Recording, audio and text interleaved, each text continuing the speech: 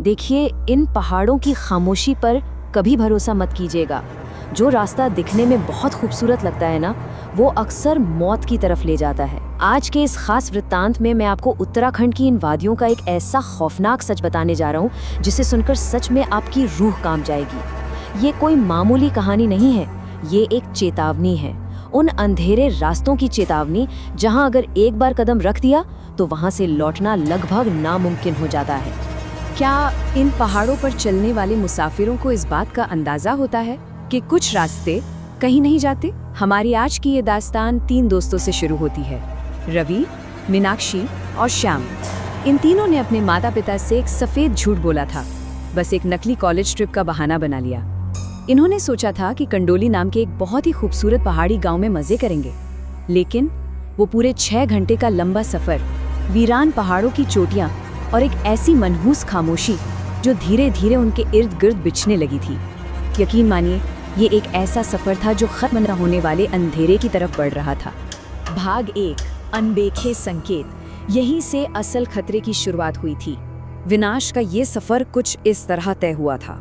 सोचिए, इंसान जब अपनी ही धुन में होता है ना, तो वो खतरे की आहट को कैसे पूरी तरह से अनसुना कर देता है। पहले ही घंटे में उन्होंने अपने माता पिता से वो झूठ बोला, फिर छठे घंटे तक बस से एक अनजान और बिल्कुल गलत जगह पर उतर गए। ऊपर आसमान में एक अप्राकृतिक डरावना सा अंधेरा छाने लगा था। आसपास कोई भी इंसान नहीं था, बस एक वीरान सुनसान जंगल का रास्ता। उन्हें वहीं रुक जाना चाहिए था, लेकिन उनके अंधे आशावाद ने उन्हें घने जंगल में धकेल दिया। और फिर 8वें घंटे तक तो मोबाइल का नेटवर्क ही पूरी तरह से गायब हो गया। गरजते बादलों और तेज बारिश के बीच फोन की स्क्रीन पर वो नो सिग्नल का निशान जैसे जिंदगी से कटते संपर्क का सीधा प्रतीक था। अब घुप अंधेरे और तेज बारिश के बीच जब वो अपनी मंजिल पर पहुंचे तो उनके सामने खड़ा था माया कॉटेज।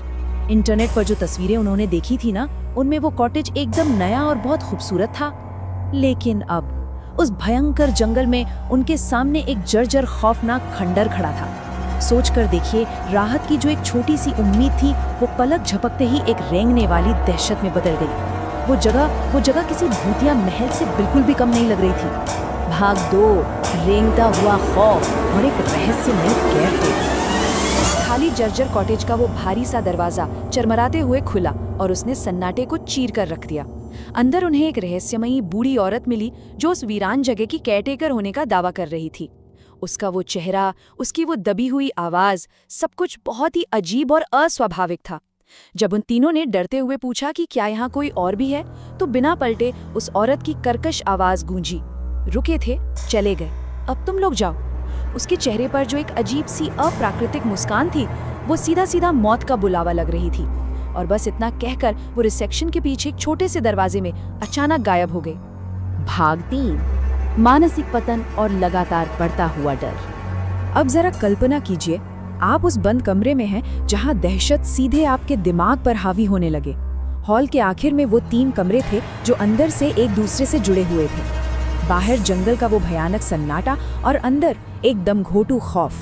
सबसे पहले मीनाक्षी की चीख गूंजी।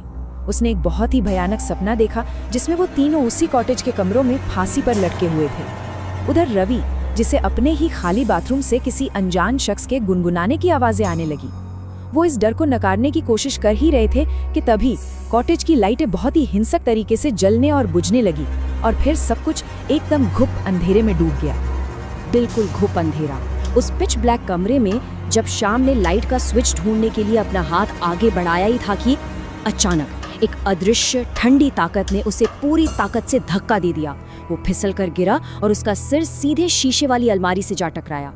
कांच के टूटने की उस भयानक आवाज ने यह साबित कर दिया कि वो उस अंधेरे में अकेले नहीं थे, कोई और भी था जो उसी कमरे में उनके साथ मौजूद था।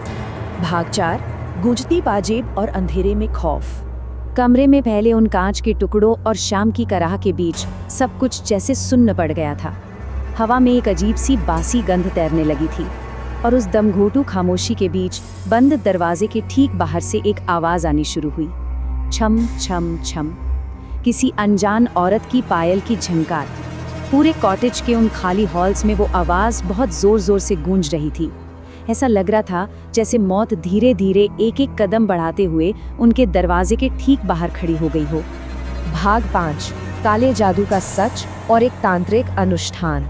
उनकी धड़कनें जैसे सीने को फाड़ कर बाहर आने को तैयार थीं। मोबाइल की उस टिमटिमाती फ्लैशलाइट के सहारे उन्होंने अपनी जान बचाने की एक हताश कोशिश शुरू की। वो उस अंधेरे और डरावने हॉलवे से तेजी से भागे। तभी उनकी नजर रिसेप्शन के पीछे वाले उस दरवाजे पर पड़ी जो अब खुला हुआ था। जब उन्होंने धीमे से उस दरवाजे के अंदर झांका तो कमरा बिल्कुल खाली था, लेकिन फर्श पर मोमबत्तियों की रहस्यमयी रोशनी के बीच काले जादू का एक गोल चक्र बना हुआ था। हवा में पुरानी बासी अगरबत्तियों की दुर्गंध तैर रही थी। ऐसा लग रहा था जैसे वहाँ कोई बहुत ही भयानक तांत्रिक अनुष्ठान किया गया हो, एक ऐसा अनुष्ठान जो शायद उन्हीं के लिए रचा गया था। भाग 6। वो कॉटेज था ही नहीं, एक खौफनाक माया जाल। जंगल की उन अदृश्य आंखों और उस भयानक बारिश से बचकर वो पागलों की तरह भागते रहे। तब तक भागते रहे जब तक असली गांव नहीं आ गया। लेकिन असली खौफ तो अगली सुबह उनके सामने आया। जब उन्होंने गांव वालों को माया कॉटेज के बारे में बताया तो उनका जवाब सुनकर उन तीनों के पैरों तले से जमीन खिसक गई। गांव वालों ने कहा कि जंगल के उस हिस्से में माया कॉटेज नाम की कोई जगह कभी थी ही नहीं। गांव का जो असली कॉटेज है उसका नाम साया कॉटेज है। तो फिर वो खंडर क्या था? वो पायल की आवाज, वो बूढ़ी औरत, वो तांत्रिक चक्र, वो सब आखिर क्या था? वो सब एक अलौकिक मायाजाल था, एक ऐसा छलावा जो सिर्फ और सिर्फ उन्हें निगलने के लिए ही रचा गया था। देखिए, पहाड़ों के कुछ रहस्य हमारी और आपकी समझ से बिल्कुल परे होते हैं। क्या इन रास्तों पर चलने वाले मुसाफिरों को पूरा यकीन होता है कि वो जिस रास्ते पर कदम रख रहे हैं वो असल में वजूद रखता भी है? अगली बार जब भी आप इन वादियों की यात्रा की योजना बनाए ना, तो मेरी इस बात को जरूर याद रखिएगा।